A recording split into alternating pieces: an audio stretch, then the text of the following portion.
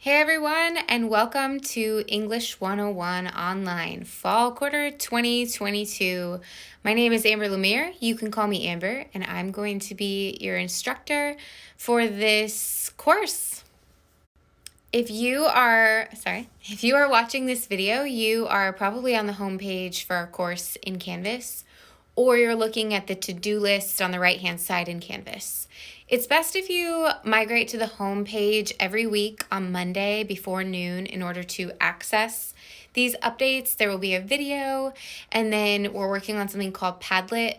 Underneath the video on this Padlet post, there will be information with links to what's due for the week, and then a spot for you to heart to say, I got it. Thanks, Amber. Not necessarily that you love the content, but just that, you were there, you saw, you know what's going on.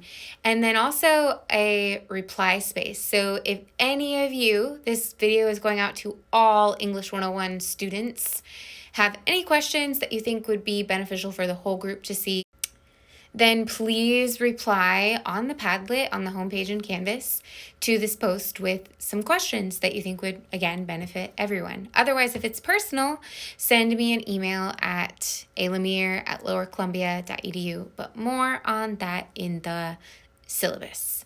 And that is your first task for the week, is to examine the syllabus. It is online on my course website, which right now is really limited, but more of that website will get published after I make a couple tweaks. And on that website, like I said, syllabus has 4 pages. It's 4 buttons. It's going to be your instructor, about English 101, workflow and grades, and also support services. So different things on campus that I and the institution thinks and knows you need to be informed about in order to support you this quarter. Check out the syllabus at any time. Usually it's best if you start there, but it's not due until the end of the week. And the only way I know that you did it is I just assume that you're going to look at it. And if you have any questions, reach out to me. But again, do that by Sunday. Also, I want you to take, and there's a bullet with this below, something called the Composition Advising Survey. And if you get in there and you feel uncomfortable, I'll reiterate it in that space as well. But if you're worried, like, what is she doing with this information?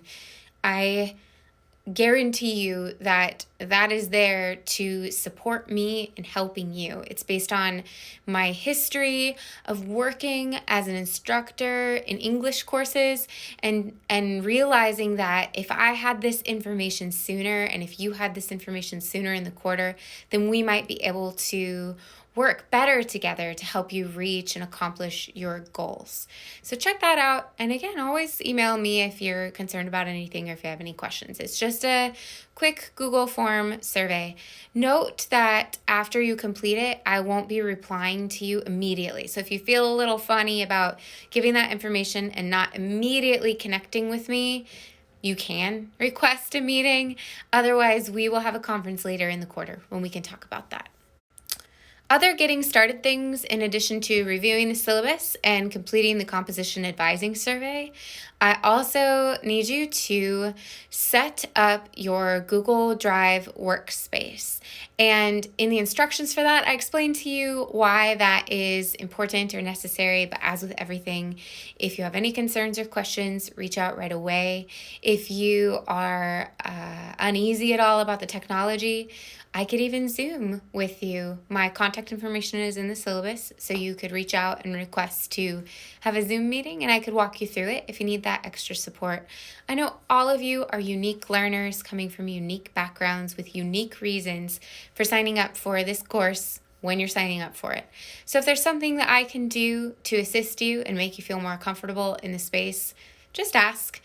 If it's not me, perhaps there is a campus resource you could use, like a tutor or the e-learning department to help you with some of those steps. But set up that Google Workspace, and I'll be hoping to see my email inbox flooded with share requests from Google so that I can establish all of that with you guys too. And then the actual, due kind of assignment and task for the week is the bios discussion.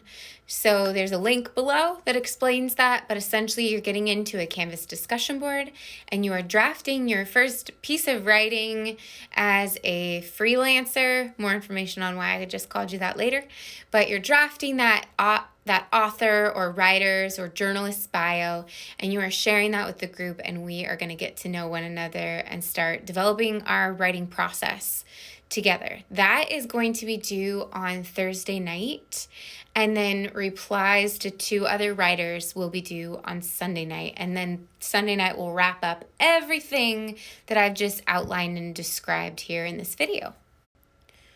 But one more element for you guys before we move on from the tasks for the week, and that is that right now, if you're watching this on Monday, the sneak peek for next week is hidden. That's because I'm making a few more adjustments and I want a little bit more time. As soon as that's done, I will update it on the Padlet here on this homepage update, and I will email you guys to give you a notification like, hey, that's ready to go. And the reason why you're going to need a sneak peek is because next week will be devoted to discovering and selecting and exploring possible ideas for what you want to write about this quarter, which that's a big decision and undertaking. And if I were in your shoes, I would want the more time, the merrier. So as soon as I have that ready, I will blast it out to you guys and give you that opportunity to get that in advance sneak peek to start mulling over what you might want to write about for the quarter and better understanding what some of the requirements or expectations are going to be for these writing projects. Back to the basics. Like I said, my name is Amber. You can call me Amber. This is an online class, and so I'm available via Zoom most of the time. Just reach out and request meeting time. I'm flexible. Instead of having standard office hours, I've found in the past few years, quite the defining season in our lives, that just being available to you guys upon request really fits best with the diverse schedules that you have. So reach out. And also I have an office in the Applied Arts Building on campus. It's room 147. You can stop by, but it's best if you give me a fair warning because I really am budgeting my time to make sure that I can stay on top of all of the online learning that I'm doing. Sometimes I'm away for meetings or remote work, or I do teach one class in person this quarter. So it's just best if you give me a heads up. You can call me on the phone, that's in the syllabus as well, but email is the preferred and first method that you should use to contact me. And then I want you guys to know that, this is an online class, so you do everything in your own time. Work in the middle of the night, first thing in the morning, middle of the afternoon, whatever is good for you guys. So even though I'm here during technical working hours, email me or correspond with me whenever it works for you. I am trying to have my own boundaries around time and when I want to be on and when I want to be off. And that sense or that desire to do that has been heightened for me because I'm a mom now and I really want to protect my precious time when I'm at home. But that said, do not hesitate to email me 3 a.m., to email me on Saturday, because I'll just check it when I can. And I hope that you will feel the same about my correspondence, that we'll get to it soon, but message when it's on your mind. This quarter, I hope you find me to be someone who is flexible, helpful, and just supportive and encouraging of you as a learner. I hope that you find this space to be customized to your unique learning style and whatnot. But that's going to take a little bit of time for us to get to know one another and get to know the space that I've designed and now that you guys are coming into and contributing to. So be patient with me and just know that that is my hope and goal. I do want to share with you one really essential part of what I would call my teaching philosophy, really something that drives me, my hope as an educator, and that is my goal in a composition class is to get to the end of the quarter and have you say that you feel proud of your own work. And it's less about how I feel about your work or anything else, really. I just want you to know that I derive a sense of joy and satisfaction from what I do when we get to the end of the quarter and students say, I really feel good about my own work. That is no pressure on you guys. If that doesn't happen, that's okay too. But I think a lot of times, at least for me, when I would come into a new class, I would wonder, what's this instructor's angle? What are they trying to accomplish here? What's their agenda? So I like to come out and let you guys know what my agenda is. And if it doesn't get fulfilled, like I said, that's fine. At least you know, though, and I'll just keep striving and aiming. I also want to talk through a little bit about the learning atmosphere that I'm hoping we can establish together. And I want you to reflect on it. And if you have any thoughts about how you might like to see the learning atmosphere shaped, reach out and let me know, or reply in the space below to contribute to the conversation. Okay, first things first on that note. We are learning online, which means that we don't get the help of body language and other nonverbal communication cues, which I learned from my fellow instructor and friend who teaches in communications, that 80% of communication is nonverbal. So in this space, we've lost 80% of communication. That said, pay really careful attention to writing clearly and respectfully and being clear about what you want to convey. How often does it happen that we say something that we didn't mean to say or we didn't mean it that way? So really experiment with the opportunity to develop a sense of voice and style, what we might call online presence or personality, and use the technology provided. And see if you can get closer to having the ability to convey what you mean in the tone that you mean it in. Online learning and writing does not need to be sterile or stuffy. This environment doesn't need to be sterile or stuffy. The other thing is, this is an active learning environment. So you're going to be engaging with each other. Almost everything you do is going to be shared. And I'm going to remind you of this often, but take time to reflect on what you feel comfortable sharing and what you don't, so that you can feel good and free to participate in a meaningful way. The goal here is that you could come into this space and learn from me, and I hope I have a lot to offer you, but at the end of the day, it's a finite amount. And when we come in and we're willing to not only learn from the instructor, but also glean wisdom, insights, and lessons from each other, we get a broader experience, a richer or a deeper experience. So I hope you guys will start to open your minds to that way of learning in a community. With writing, that's really important too, and I say this in other places, but it's kind of silly to just have one reader, even if they are a qualified instructor, responding to your work, because audiences for real writing are so broad and diverse and rich, and the classroom, therefore, our group of people who are learning with us, helps to exemplify that a little bit better and reveal to us that while one person might like something, another person is thrown off by it, or this person thinks it's clear and that person has a question, and we can just benefit from that multitude of voices and input.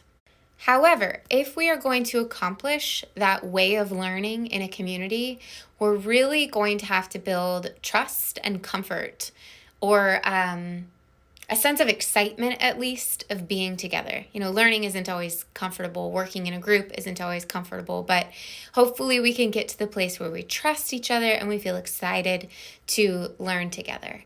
How do we do that? We treat others how they would like to be treated to the best of our knowledge, which means that we have to inquire and figure out a little bit more about the people around us. Our bios assignment will be a great place to begin that work.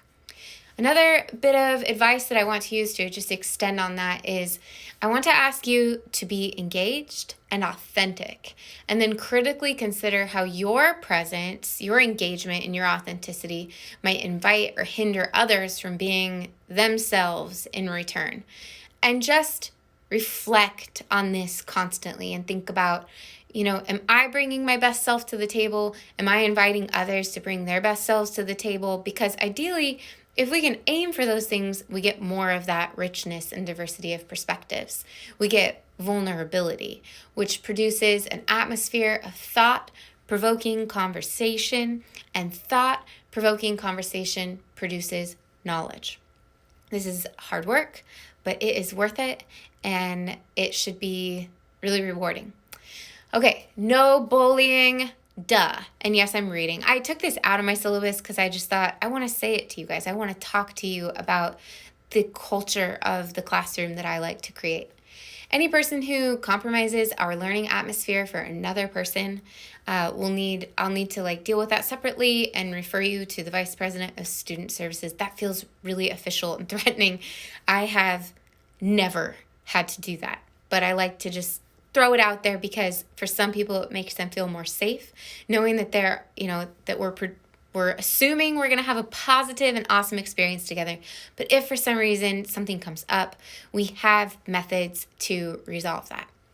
In general, if you show up regularly, check the Canvas homepage and your emails, if you greet the people around you, especially by their name, participate in a timely manner with some substance, encourage others to speak and listen when they do, pay close attention to details, don't be a jerk, and choose to enjoy the handful of hours that you will spend together this quarter, you should be setting yourself and everyone else up for a more successful quarter. And that is it. I feel like most of what I've just said should be nod-worthy for you guys. Yeah, that's what we want to experience together. The last thing I want to say is just reiterating what I mentioned earlier about flexibility. So if something comes up this quarter, maybe right now you're engaged because it's day one and you're feeling excited and the anticipation is brimming, but let's say you just start to lose your way. I've been there as a student. I've had moments in my history where I've wanted to disappear because I feel like there's no excuse for this. Just reread the syllabus. There are nets in there that are intended to catch you. Especially, for instance, the grading policy, which you will discover is, I would assume, unique to you. Maybe some of you guys have experienced something like it, but I am experimenting with a more rewarding and less punitive grading method so that we can reduce some of the fear and promote more risk-taking, experimentation, and growth. I am not going to spend more minutes going into that, but if I discover that any of you are feeling extra curious about that aspect, I might do a video later. For now, just review the syllabus and wait for your documents to appear where I will be tracking your progress and comments and your overall grades throughout the quarter. So those are coming later this week. And the best thing that I can end with is, again, my name is Amber, in case you've forgotten. Please reach out. Please enjoy yourselves. And let me know if something's broken, like a link or a video or anything like that. I will not be offended. You guys can help me do my job, and I'm going to try to help you do your job here as students at LCC. Have an awesome week, everyone. I look forward to working with you.